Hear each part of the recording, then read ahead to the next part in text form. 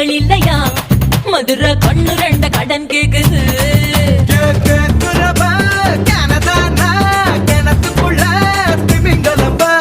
மாரியம்மன் கோயிலுக்கு பூசாரி ஆளு கலக்குறானே சடா கடிக்குறானே ஆள அசத்துறானே